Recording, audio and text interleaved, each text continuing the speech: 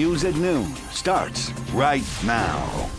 Kidnapping and robbery may be only some of the charges one man is facing in connection with a family's traumatic mourning. So that is after San Antonio police are able to track him down. As Katrina Weber reports, investigators say this suspect broke into the family's home and then used a gun to terrorize them. At 3 locations across the north side neighborhood, San Antonio police officers worked together to solve one case. They kept an eye on an apartment complex on Parliament Road where the initial crime happened after 6 this morning. Police say a man broke into his ex-girlfriend's home through a sliding glass door, then pistol whipped her. At a nearby 7-Eleven near Blanco and West Avenue, officers searched for surveillance video of what happened next. They say the man forced the woman with her children in tow to withdraw money from an ATM here, then ran away. Police say all of this first came to their attention after they got a call from a security guard in this nearby neighborhood. They say the victim was driving down the street, apparently looking for help, when she flagged down that security guard, who then called 911. In the 900 block of Maury Peak, they found a van containing the traumatized woman and her 2 children. After paramedics checked them out, investigators gathered information from her and evidence from the van. Police also searched for the suspect. Even though they didn't find him right away, they say they do know who he is. And once they catch up with him, he'll face a whole list of charges. Katrina Weber, KSAT12 News. And a big story we're following, the big drop in temperatures below freezing temperatures set to hit our area later this week. Yeah, that's why the city of San Antonio is doing what it can now to keep the lights on and the unsheltered warm. CPS Energy says it's strengthened its resiliency of its power plants with winterization initiatives. The city is also preparing warming shelters. The 7 warming centers will be open on Thursday afternoon at 3 p.m. Now, anyone going to this center should take clothes, supplies, and any medication you might need. There's also going to be kennels available too. And if you have any questions, we're going to have all this information. Just head to KSAT.com. San Antonio Water System is reminding customers to be ready for the unexpected. SAWS says it has winterized their facilities and will have staff working 24/7 throughout the city to respond to any of those challenges. It says customers still need to take precautions to protect faucets and their pipes. Local hardware stores have foam insulation and faucet protectors, but even wrapping pipes with rags or newspapers can make a big difference. You can also store tap water in clean containers in case of any outages. Now, SAWS has tutorials on how to turn your water off at the meter just in case your pipes do freeze. So taking a live look out at the Alamo City, 52 degrees. Lee, we both lived in Nebraska at one point. Exactly. 52 is almost like tropical over there, but Justin, people here not ready for what we could see sub-freezing temperatures. It is going to get very cold, and you pointed out some great points there of stuff you can do to prepare for this cold. But I want to also quell some fears. I know a lot of people are thinking back to 2021, February 2021, and is this going to happen all over again? That does not appear to be the case. ERCOT seems to be on top of their game now, or at least they're prepared for this. And as we look at the comparison here, back in February of 2021, we had 107 hours straight of freezing. This is going to be 48 hours at most. And we really think here in San Antonio, we come back above freezing during the afternoons with full sun. No ice and snow. This is going to be precip free. And we got down to 9 back in February of 2021. Here we're talking about 18 at the coldest. So this will not be like 2021 when we lost power. It looks very different, but it's still cold and we still need to take those preparations that you just saw there. As for today, cloud cover still holding and it does not look like it wants to break much. We've got clear skies out west, but not here in San Antonio, and that clearing line does not seem to be nearing us. So it's possible we stay overcast the rest of the afternoon, which will keep temperatures down. 52 degrees at the airport. Out in the sun at 61 at Del Rio and 61 right now at Carrizo Springs. 50s and 40s here around San Antonio right now. KSAT 12-hour forecast. 55 degrees at 2 o'clock, 56 3 p.m. Mostly cloudy, 55 at 5 o'clock. We drop down into the 40s tonight, and tomorrow looks pretty similar. We're going to get a lot of cloud cover and temperatures in the 50s. And then that cold front, it's here on Thursday. We time it out for you and talk specifics coming up in just a few minutes, guys. All right, thanks, Justin. This new details about the medical response the day of the Uvalde mass shooting at Robb Elementary and how failures affected treatment. The Texas Tribune is reporting previously unreleased records show there were communication lapses and medics had trouble getting to the victims that needed them.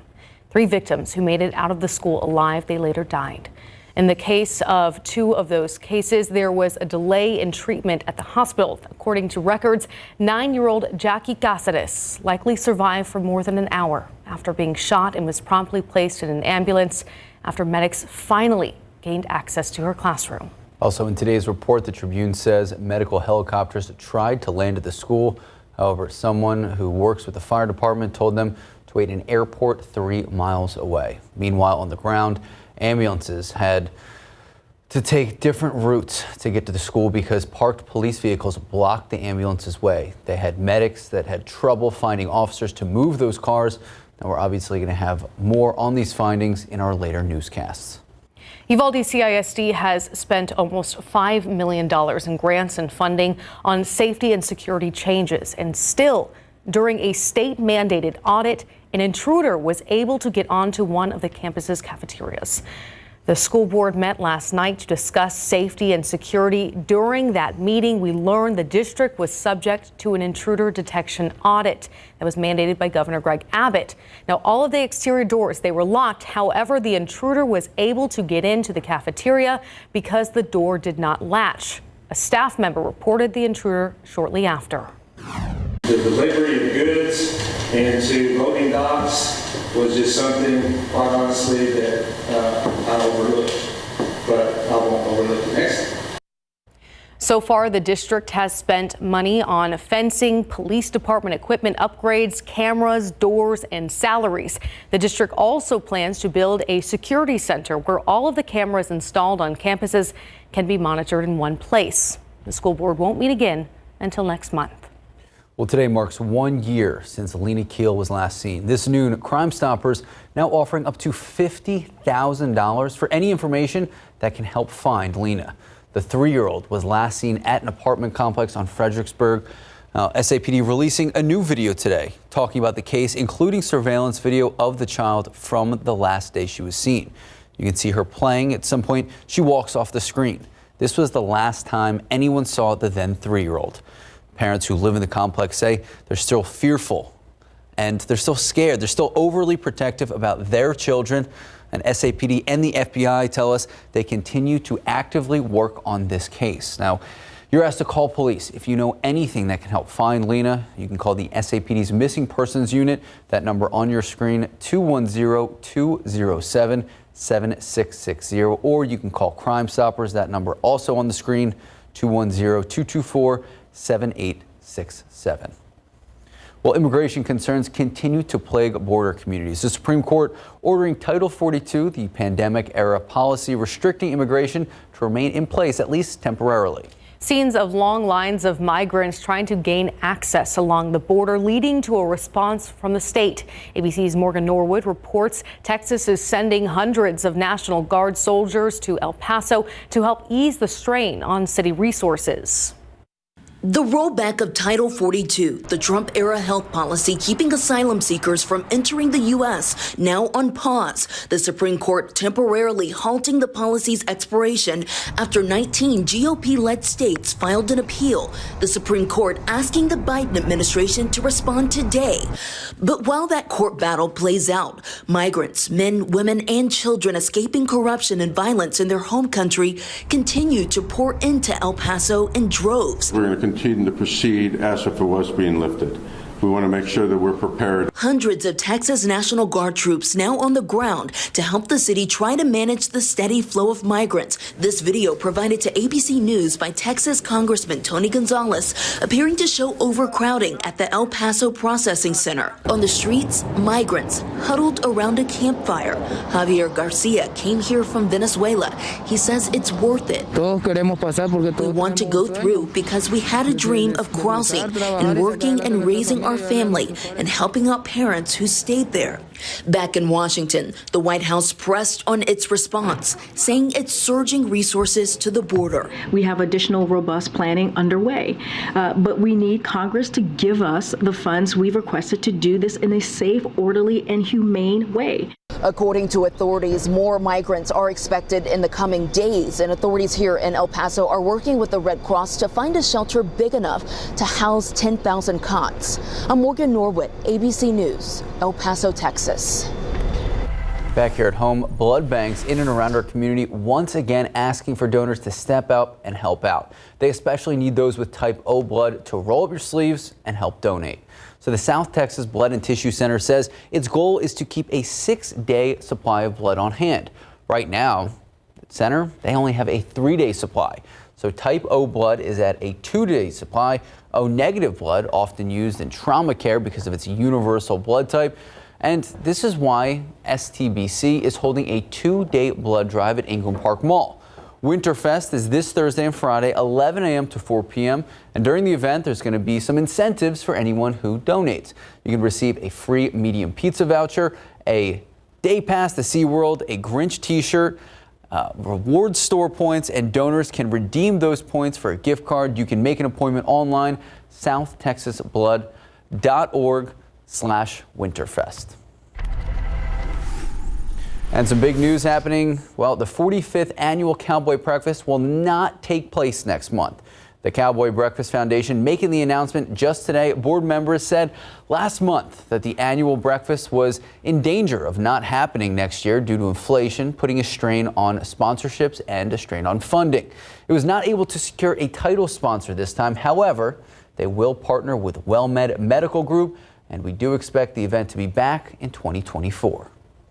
The holiday season is here, and the San Antonio community is coming together to remember the past, talk about the future, and celebrate African American culture. Tiffany Huerta shows us where you can learn about Kwanzaa and celebrate this cultural holiday. And the cup is what we do libations with to honor our ancestors. These are the symbols of Kwanzaa. First of all, the Kanara has the candles. The middle candle is what we light the first day for Umoja, and then the remaining 6 candles are lit every day. Deborah Omowali Jarman, the CEO of the San Antonio African American Community Archive and Museum, also known as SACAM, is excited to celebrate this cultural holiday with the community this month. We will talk about the history of Kwanzaa, the principle that we're celebrating that day, which is Ujima, collective work and responsibility. On December 28th, SACAM is hosting a workshop at the Whitty Museum. People who just want to learn and want to be able to instruct and go out and educate themselves, it's open to the public. In 2020, we had a virtual event that is still available on our YouTube. And last year, we had so much fun right here in La Villita on the patio. We did community storytelling. We had activities for the children. Next week's workshop will be filled with traditions, history, culture, and conversation. We will provide resources for educators and for the community on next year's Black History theme of Black resistance. And we also want to talk to educators about what we can do to assist them in the classroom. The event is free and registration is required. Well, Kwanzaa is very special to me because it brings everyone together. Tiffany Huertas, KSAT12 News. All right, go Spurs, go. So coming off 2 big losses, the Spurs back in the win column. What happened? What went right? And what comes next? Demand for children's pain relievers and fever reducers now in high demand. How retailers are responding.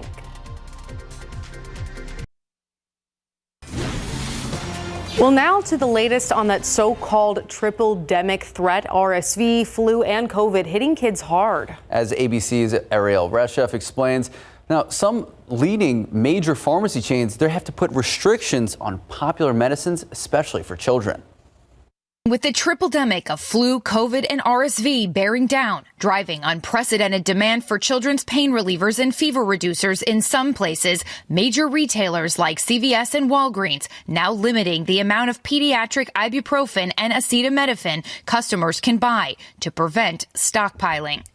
CVS telling ABC News to ensure equitable access, they are limiting purchases to 2 of those pain relief products in stores and online. We don't necessarily know when all these viruses are going to no longer be surging and we're going to see less cold and flu cases. We don't know when demand is going to match supply. So the best thing that people can do is only buy the medications that you need. and manufacturers agree, insisting there is no widespread shortage, saying sales are up 65% compared to this time last year, and they're working around the clock to try to keep up with demand. It comes as some children's hospitals across the country are packed with patients battling respiratory illnesses. 74% of the nation's estimated 40,000 pediatric hospital beds are occupied. And that was Ariel Reshef reporting. Well, back here at home, all right, it's 52 and it looks a little gloomy out there. But at least it's not raining, so that's a good sign. Yeah, so the commute looks like it's going well, and that means good things for us when it comes to when temperatures drop even more, right, Justin? That's a very good point. We're not going to have any precipitation on the roads or any of the roadways when this cold weather hits, so it won't be a big problem when it gets colder. But once we get to these colder temperatures, it is going to be mighty cold, especially when it comes to the wind chill. Right now, the aquifer is up 0.2 of a foot to 638.2. In your pollen count, molds are moderate, mountain cedar is low. Mountain cedar jumped back into the pollen count today, but it is very low, thankfully. We'll see what those north winds do for it once we get later into the week. Another update on that cold front and the Christmas forecast coming up. Well, welcome back and happy Tuesday. So, when a lot of people wake up in the morning, they're kind of, Rubbing their eyes. Yeah, it wasn't an easy wake up today because it was cold. Yeah, it was very, very cold. Did not want to go outside with my dog. No. She was eager to go outside, but I was not. You all wrapped up? Yes. Good to go? All right, so Justin, how cold is it going to get?